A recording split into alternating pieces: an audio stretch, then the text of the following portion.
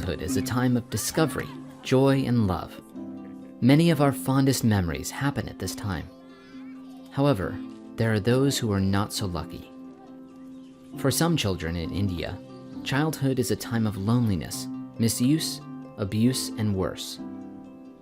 Being a child means that you are especially vulnerable to human trafficking. The situation of a trafficked child is often hopeless. This is where an organization run by Child Impact International steps in.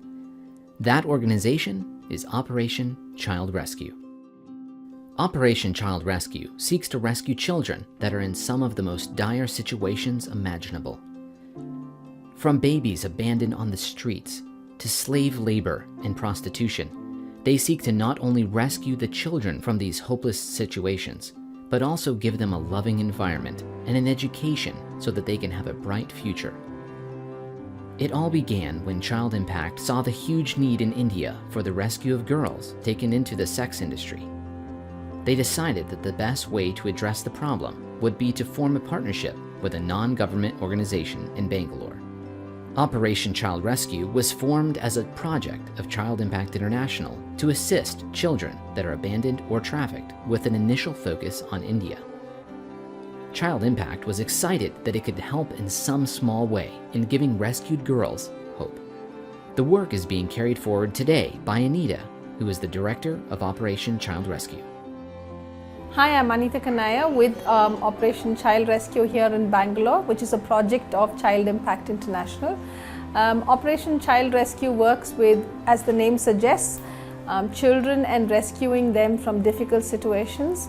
Sometimes it could be children who are found begging on the streets and who've been forced to beg, or it could be children who are pushed into child labor situations, or it could be young girls who have been sold into slavery. So we work not just with these children, but we also work with the law enforcement, local law enforcement agencies to help rescue children from these situations of exploitation, and then help to find options for rehabilitation for them. So whether it is returning them to their families or finding homes for them to be able to stay, or to look at options for them to be able to continue education. While exact numbers are difficult to find, most non-governmental organizations that have looked into it have estimated that between 20 to 65 million Indians are trafficked. This includes men, women, and children. While the Indian government works to end trafficking, it is a huge industry. Specific numbers for India are hard to find. The International Labor Organization estimates that human trafficking is a $150 billion business worldwide. Even though that number is large, the amount of human suffering that is caused by that industry is even bigger. Even though the problem seems insurmountable, Operation Child Rescue is doing a great work to save children and change lives. It all begins with the rescue. So if we are rescuing, say, a girl who has been sold into slavery, it's very different, because here we have to also look at the the privacy of the individual, make sure that they are safe and protected and separated from, say, the trafficker or from the brothel keepers.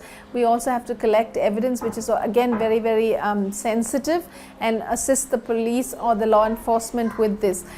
So there's a huge planning element that goes in.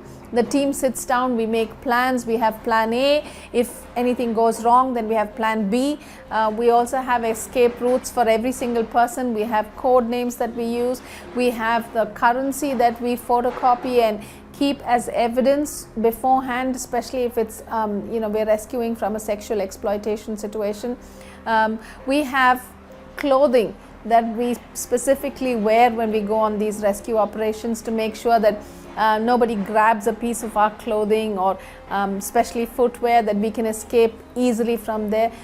We have disguises and cover-ups that we use as well to make sure that people do not recognize us. So there's a huge element into the investigation, but there's a huge element into the planning as well of every rescue operation. It can be hard to see how any parent would let their child be trafficked. Unfortunately, traffickers often use the parents' best intentions for their children against them. I've just had a report from India that shows you the lengths that traffickers will go to be able to take girls from their homes and villages. This was just a small village, and one day a well-dressed man came to the village, and he said that he was originally from the town and he wanted to give a scholarship to 3 or 4 young girls in the village. The villagers were very excited in the fact that their daughters were going to have an education. And sure enough, 2 months later, their uniforms arrived in a box. Beautiful uniforms ready to go to school. And then one day the bus arrived. It even had the name on the side of the bus of the school they believed they were going to. There was a big ceremony and they all said goodbye to their girls, and they got in their bus and drove away. They were never seen again. The bus got down the road 20 miles, the girls were taken out, the uniforms were taken off them, and they were thrown into a van and driven clear across India to work in the brothels in Bombay. This shows you the lengths and depths that traffickers will go to deceive the parents. Often we wonder, why would a parent let their child go? But they're normally deceived that the child will be better off, and sometimes they're paid with something. Operation Child Rescue just plays a small key role in helping rescue these children. While the need is great, that does not diminish the importance of each life that is saved. Because while one person saved does not change the world, it does change the world for that person. Operation Child Rescue not only saves children, but also helps each child on an individual basis, depending on their need.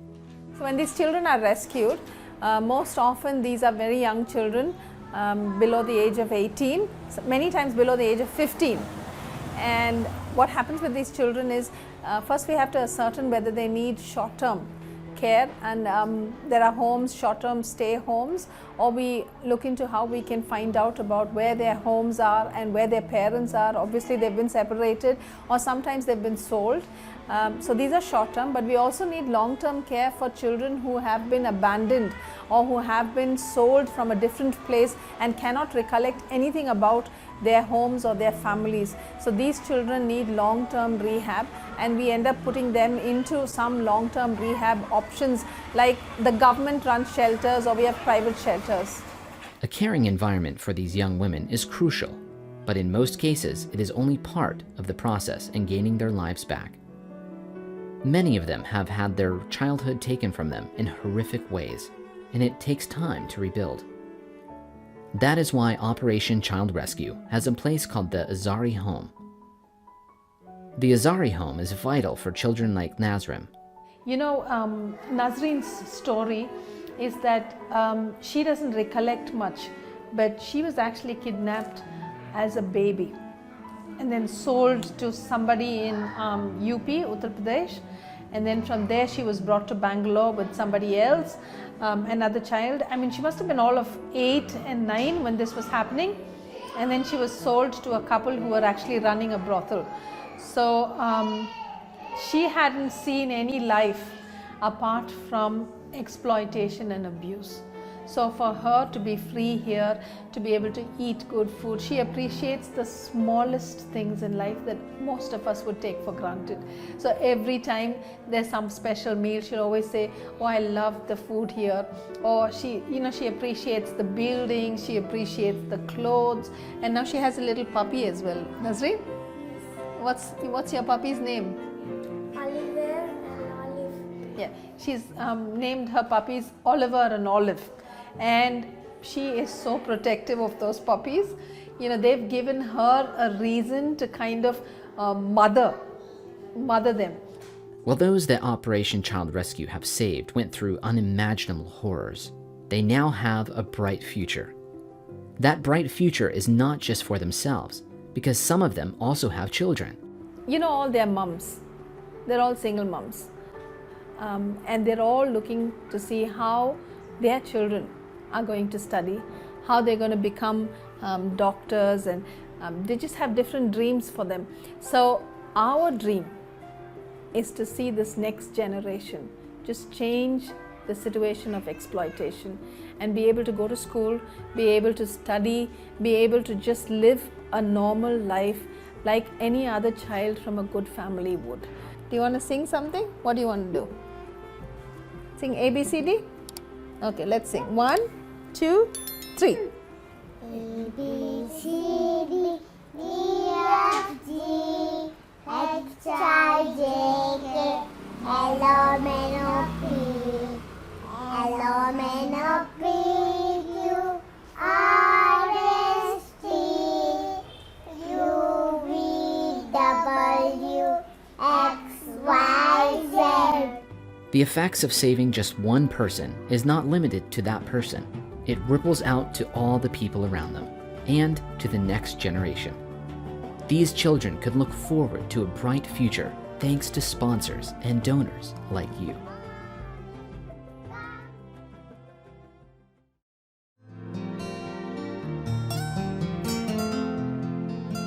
Hi, I'm Jean Boonstra, Associate Speaker at the Voice of Prophecy. Now, I'm sure that you're aware of the global problem of human trafficking. And in places in the world like India and Nepal, for example, this problem of human trafficking, well, it's very real. Not long ago, I was in India and I learned a little bit more about what happens in that area. Young girls are tricked, usually girls who are disadvantaged, maybe from a poor village or community, and they're tricked into becoming part of the sex industry and into prostitution. It's extremely sad.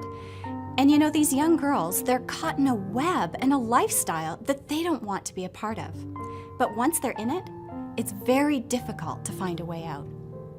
When we think about the problem of human trafficking, we often think about these girls, but it often affects young boys as well. Young boys in India, for example, they're caught and they're used for child labor. They're put into begging rings and they're often taken advantage of as well. And it's not just these young girls and boys either. This affects infants as well. Young babies are left on the side of the road, abandoned, with no one to care for them. Child Impact International's Operation Child Rescue addresses each of these 3 issues. They have an answer, a solution, and an opportunity to offer hope and a way out for these people caught in human trafficking. At Voice of Prophecy, we are privileged to partner with Child Impact's Operation Child Rescue to help these young girls that are caught in prostitution, the young boys doing labor at a very young age, and these young babies that simply need a home and someone to love them.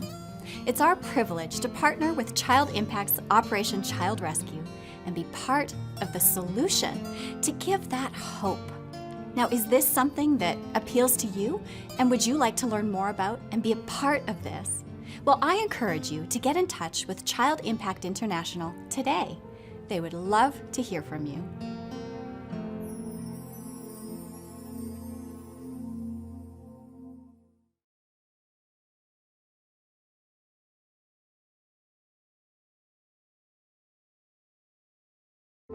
Hi there. Before you go, I'd like to invite you to like, share, and subscribe to our YouTube channel.